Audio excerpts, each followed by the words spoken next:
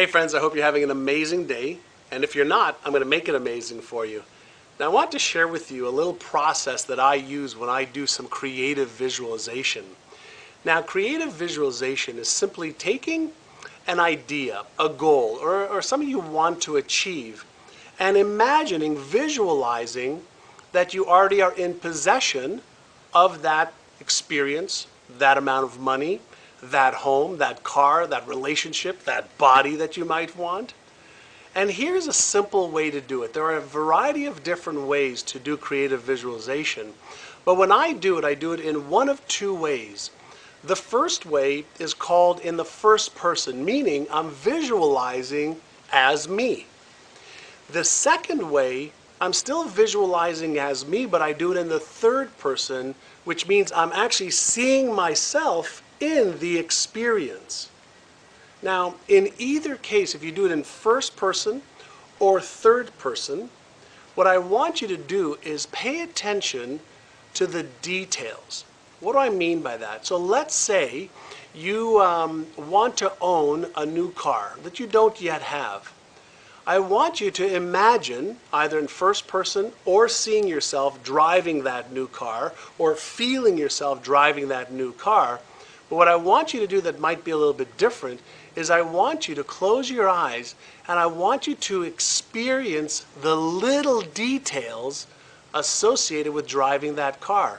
A lot of people focus on the big details, what the car looks like, what color it is, but I want you to focus on what does it feel like with your arm out the window?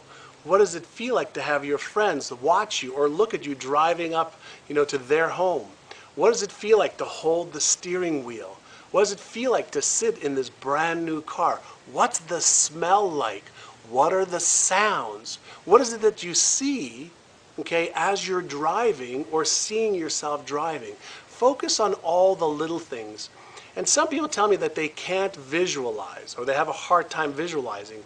And what I share with them is as a kid, we did this naturally. By the time we're in our 30s, most of our creative neurons have basically died off. And so a little bit of practice will help. So how can you practice? Well, you can practice by taking your hand, looking at it, closing your eyes, and seeing if you can see a picture of your hand. Then doing it again, closing your eyes, and doing this over and over again. If that doesn't work, close your eyes and think of somebody that you love, and you'll see that an image pops up on the screen of your mind. Think about the car you're driving right now.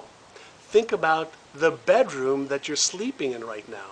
Or better yet, think about the person you're sleeping in it with. Hopefully you love them. Now, when we're doing creative visualization, what you want to do is use those creative neurons to create as many different details as you can about the experience. Now, you may be asking me, why do you do that? Well, the more associations that you could put around that new vision, the more you start to formulate neural networks or circuits in the brain, or what I prefer to call them is software. Now, it is known that you and I don't see what there is to see. We only see what we are conditioned to see.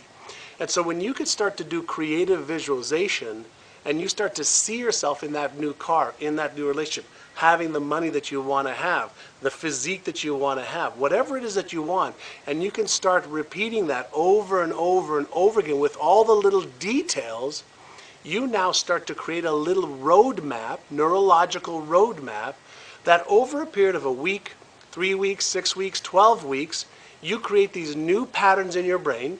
Once these new patterns are created, your brain starts to look for things in your physical world to match up with the experience that you've created in here.